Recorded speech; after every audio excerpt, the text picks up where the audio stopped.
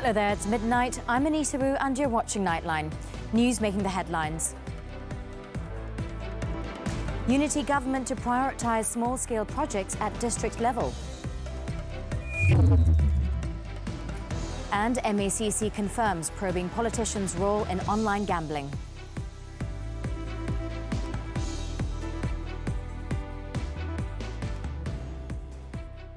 We begin with our headlining story.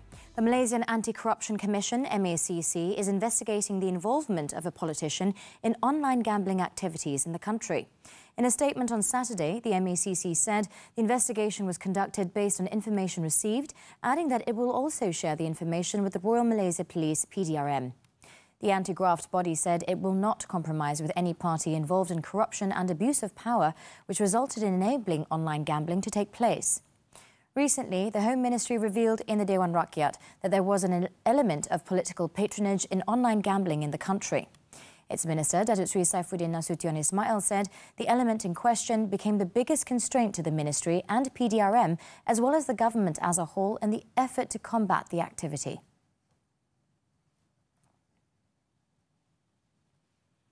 The Unity government will prioritise small-scale projects at the district level to strive for balanced development in the country. Prime Minister Datuk Sri Anwar Ibrahim said each district office has been given until this Friday to submit a list of important projects in their respective areas. Saya nak tekankan bahawa sementara tumpuan kita dalam projek-projek besar, teknologi moden dan ekonomi yang mencabar sekarang ini diberikan keutamaan, kita akan memperkasa kegiatan daerah, maknanya memperkasa pejabat daerah. Speaking after closing the People's Prosperity and Development Convention at Dewan Perdana in UiTM Merbok, Datuk Sri Anwar said a one-week period will then be allocated for evaluation, followed by the appointment of contractors to expedite the projects. He added that if the project is indeed crucial and the process is transparent, including reasonable selection of contractors, it will then proceed to the next stage. The Prime Minister said development projects that have been neglected for a long time have posed a concern for the government, and extra efforts were needed in order to address the people's problems.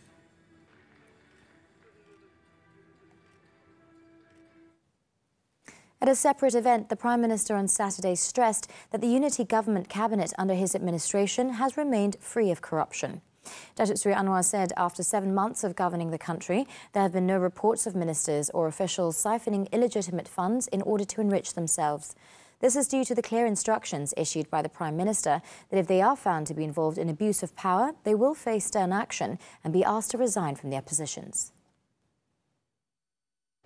7 bulan tak ada satu projek yang disakau oleh Menteri Keuangan atau Menteri. Dan saya beritahu kalau berlaku saya tak kira dari parti mana, saya tidak ada pilihan tapi minta dia undur daripada kerajaan bertindakan. The Prime Minister said this in his speech during Sekolah Menengah Agama Nadha Hasanah's Diamond Jubilee celebration in Melele, Kodiang on Saturday. According to the Prime Minister, he is leading a government that aims to bring about the best possible change for the country. Among the most important efforts carried out, he said, were weeding out practices of leaders using the people's monies to enrich themselves. He also expressed hope that corruption will be weeded out completely and urged cooperation from all parties to achieve this vision.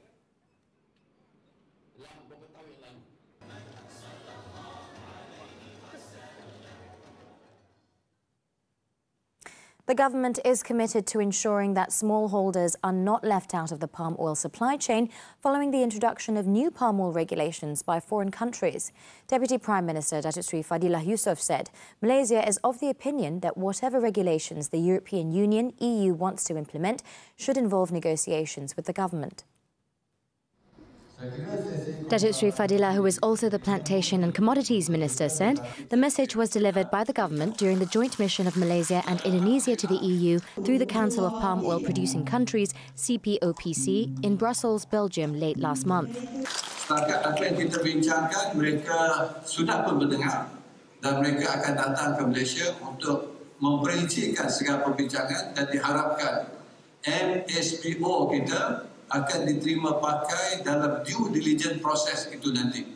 Speaking after officiating the closing of the FGV consultation program with smallholders and suppliers in Miri, Sarawak, Datuk Sri Fadilah described the introduction of various regulations on palm oil as a way of competing in the form of discrimination and trade barriers because palm oil is more productive when compared to oil produced from other sources such as soybean, sunflower or corn. He also stressed the importance of smallholders maintaining environmental sustainability, not only to meet the needs of the world market, but also to ensure that the environment is preserved for future generations to inherit. The government is considering reintroducing a discount card for higher education institutes, IPT students, in an effort to reduce their burden and for the welfare of the group. Domestic Trade and Cost of Living Minister Datuk Sri Salahuddin Ayub said discussions will be held with the Finance Ministry and the Higher Education Ministry regarding the matter soon. Itu kita boleh bincang nanti dengan pihak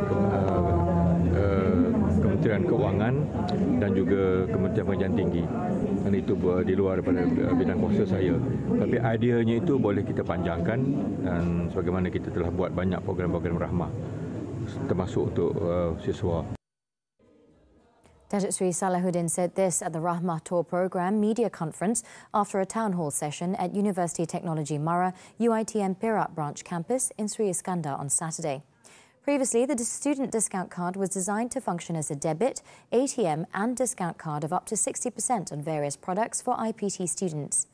In the meantime, he also said the government plans to continue the Rahmah sale in all 600 state constituencies across the country on a rotation basis to help reduce the cost of living for the people. In another development, Datuk Sri Salahuddin has asked formula milk producing companies to provide a report regarding the price movement of the product for the past 6 months. He said this was following complaints received via social media over the alleged formula milk price hikes of between 10 to 30 ringgit. Saya telah minta pihak pengusaha beri saya laporan dalam tempoh 6 bulan tentang pergerakan harga itu. Nanti KPDN akan teliti dan kita akan mengambil beberapa inisiatif bagaimana kita mendepani sekiranya benar-benar berlaku aduan itu, harga susu formula bayi dan juga kanak-kanak itu menaik. In the meantime, Datuk Sri Salahuddin said checks at several locations in Manjung on Saturday found no price hikes and that products there were still being sold at reasonable rates. On the alleged price hike on formula milk for cancer patients, Datuk Sri Salahuddin said he would discuss with Health Minister Dr. Zaliha Mustafa so that the people could buy the product at government hospitals at a lower price. On March 15th, the media reported that formula milk for cancer patients had increased since December last year.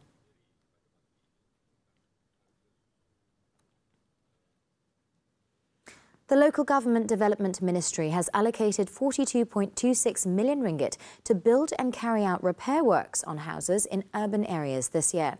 Its Minister, Nga Khaw Ming, said of the total amount, 40.26 million ringgit was set aside for house repair work, which will benefit 2,534 household heads, while the remaining funds were for the construction of new houses.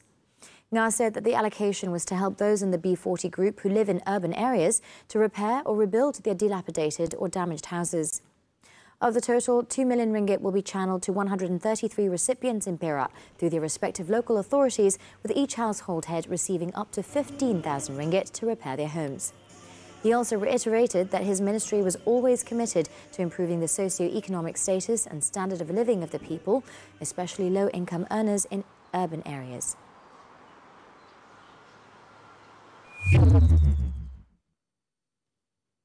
Speaking on another matter, Nga reminded petty traders and hawkers not to abuse local authority PBT licences, failing which they will face legal action. He said the move is in line with Prime Minister Datuk Sri Anwar Ibrahim's principles and commitment to champion the plight of local hawkers and petty traders. On Friday, Datuk Sri Anwar stressed that the Kuala Lumpur City Hall will revoke the licences of traders and hawkers who lease them out to third parties, including foreigners. The Prime Minister said the government and the City Hall are now looking at methods to ensure that the rules are followed for the benefit of local traders and hawkers.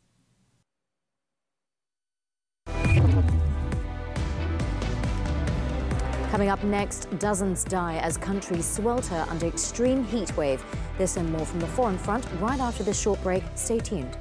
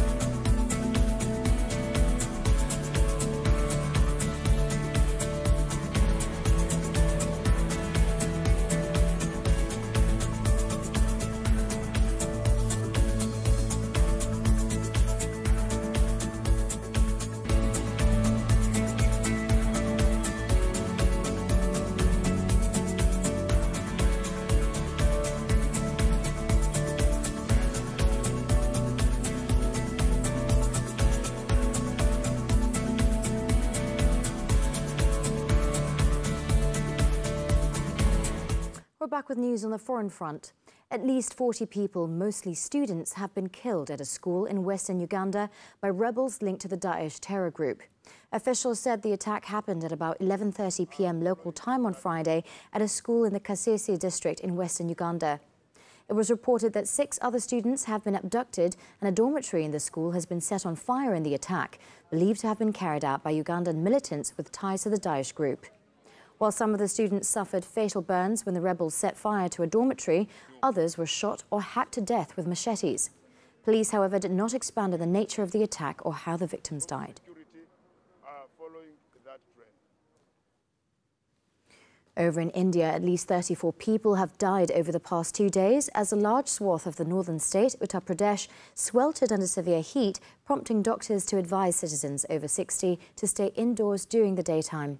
Officials on Saturday said 23 deaths were reported on Thursday, while another 11 died on Friday, adding that all fatalities occurred in the Balia district.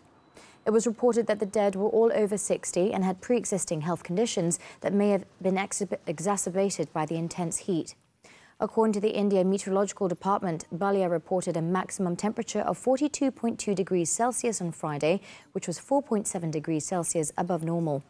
The scorching summer has also sparked power outages across the state, leaving people with no running water, fans or air conditioners.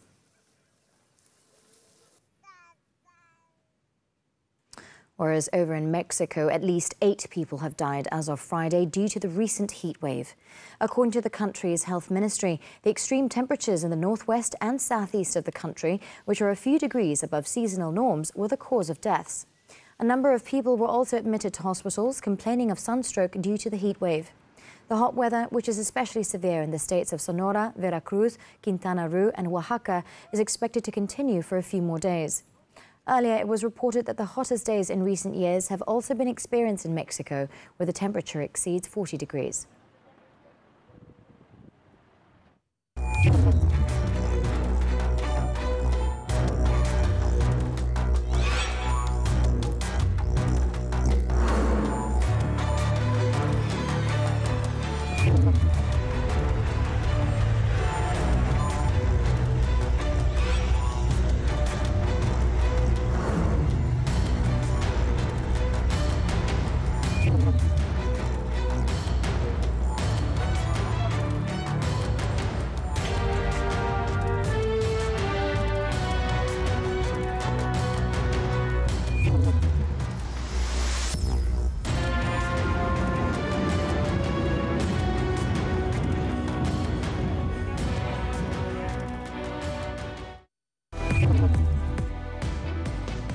Next, Tiafo seals Stuttgart final berth. Sports when we return. Stay tuned.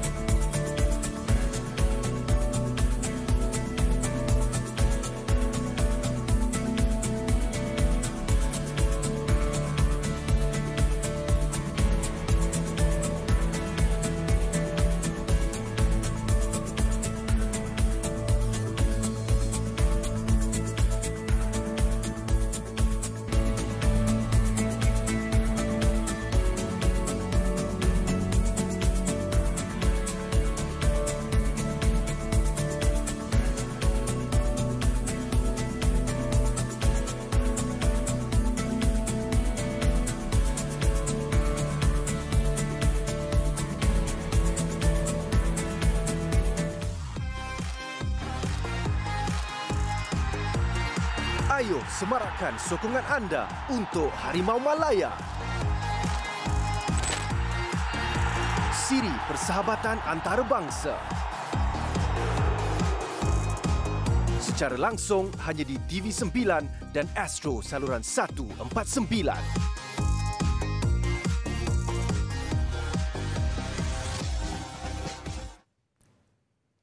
We're back with sports news now. Tennis. Francis Tiafoe defeated Marton Fucsovics of Hungary 6-3, 7-6 in the Stuttgart Open in Germany to reach his first tour final on grass. The third seed of America comfortably won the opening set, but fought hard to avoid a decider en route to a straight sets win in 1 hour and 37 minutes. Fucsovics, meanwhile, failed to convert 6 set points in a tense second set tiebreak, and when Tiafoe was presented with his first match point, the world number 12 made no mistake in booking his spot in Sunday's final. The American will face world number 24 Jan-Lennart Struff in the showpiece. The last time Tiafoe played for a title was his win over Tomás Martín Echeverry on clay in Houston in April.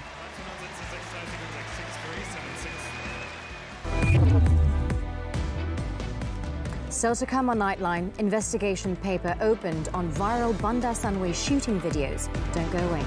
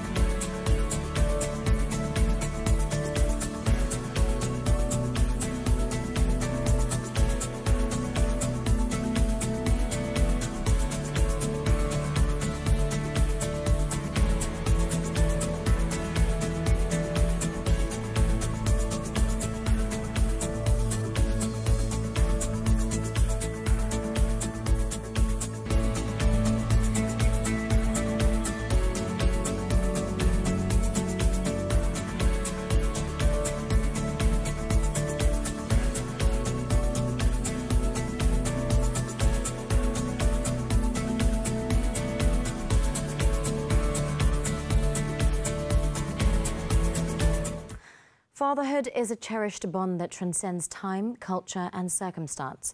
On this special occasion of Father's Day, we delve into the story of Professor Emeritus Tan Sri Dr. Koo Kay Kim, a distinguished historian who left an undying mark not only on Malaysia's historical landscape, but also in the hearts of his family.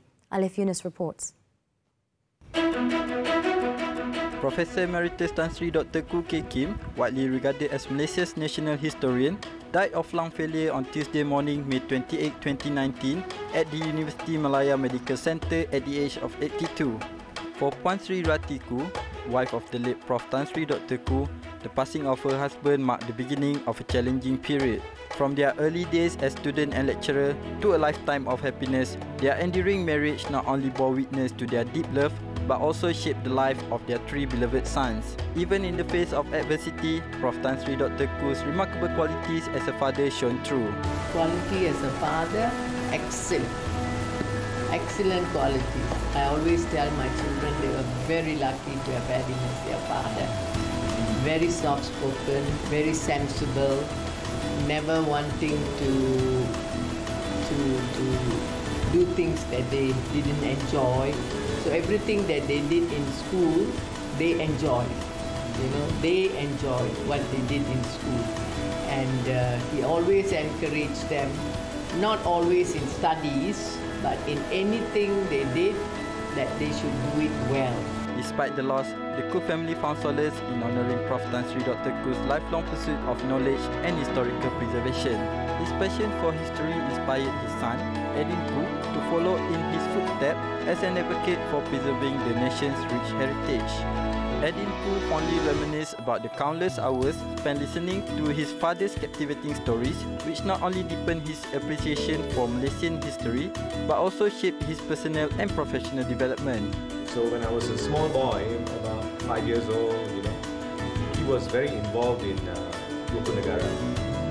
He is one of the formulators of the Rukun Negara. But more importantly, he was also one of those who went out to speak on it and lecture on it.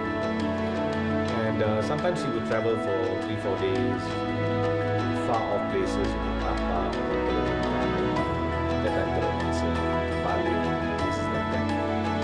And my mother wouldn't allow him to go by himself, so she would send me. I was very small then. And my father would just tell me a lot of stories about the places we were seeing. And the stories were very interesting. He would have one story, say, about Papan in Perak. He would tell me the story about Papan, interesting incident. And then we would pass by a tin mining lombok, a tin mine. Then he would tell me about the tin mine, what it was like, how it was constructed, we worked there, what's the geography like, what's the water retention, and all that. And then suddenly a song can come on the radio and then talk about the song. He loved music, he loved dancing, he loved sport, of course. He was a good footballer, very good footballer. So I would learn a lot about him from these stories. Prof. Tan Sri Dr. Ku's legacy as a father continues to resonate, reminding people of the transformative power of love, encouragement and unwavering support in shaping the life of our loved ones. As we celebrate fathers everywhere, let's cherish the moments shared, the lessons learned and the legacy that continues to shape our life. Wishing all fathers a meaningful and wonderful Father's Day. Alif Yunus, TV3.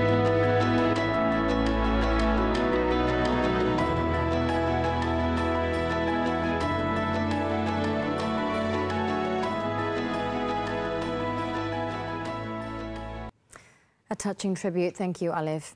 Police have opened an investigation paper into 3 viral videos allegedly related to a shooting in which a man was killed in Bandar Sunway, Subang Jaya on June 14th. Subang Jaya District Police Chief Assistant Commissioner Wan Azlan Wan Mamat said police were tracking down individuals who circulated a closed-circuit television camera CCTV clip as well as 2 videos of the shooting. In a statement, he said a police report has been lodged on the viral videos and investigations are being conducted under Section 504 of the Penal Code and Section 233 of the Communications and Multimedia Act. Wan Azlan urged the public not to speculate about the incident, saying any illegal behaviour will be punished according to existing regulations. Earlier, 3 videos related to the incident had gone viral, including a CCTV footage showing 3 masked suspects entering a handphone accessories shop before gunning down a man at close range. The second video, which showed the victim lying in a pool of blood on the floor of the shop, is believed to have been taken with a mobile phone, whereas the third video showed the suspects fleeing from the scene in 2 cars. In the 1:35 p.m. incident, the 32-year-old victim, who had 2 previous convictions, was shot twice by unknown assailants and died on arrival at Serdang Hospital. The case is being investigated under Section 302 of the Penal Code. Over in Perak, an 18-year-old teenager was killed when the car he was travelling in hit a trailer along the North-South Expressway near Gopeng on Saturday morning. The 7 a.m. accident also caused his 49-year-old mother and 3 siblings to suffer injuries. Kampar District Police Chief Superintendent Muhammad Nazri Daud said the victim, Muhammad Zuail Haikal Ghazali, died at the scene due to head injuries. During the incident, the car was being driven by the victim's 24-year-old brother. The family was travelling from Pulau Pinang to Kuala Lumpur to enrol the deceased and his 20-year-old brother at University Malaya in Cyberjaya. Initial investigations found that the car was believed to have lost control and hit the back of the trailer, driven by a 50-year-old man who escaped unhurt.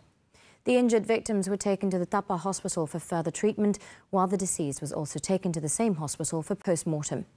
The case is being investigated under the Road Transport Act.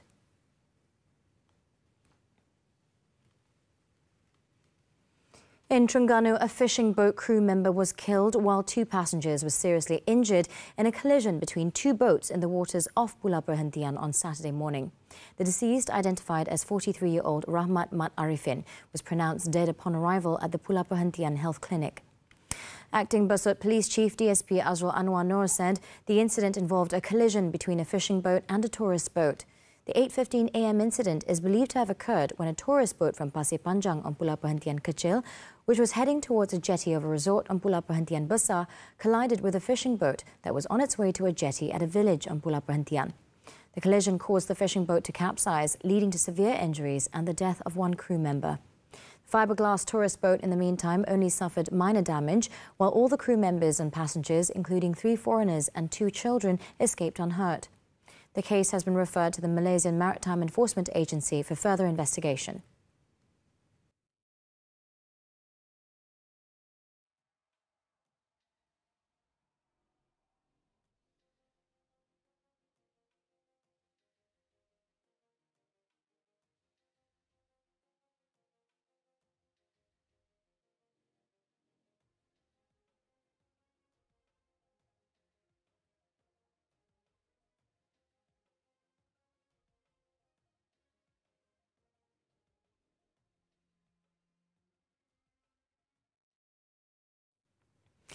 Today, we acknowledge and celebrate all fathers and father figures who have touched our lives with their love, guidance and wisdom.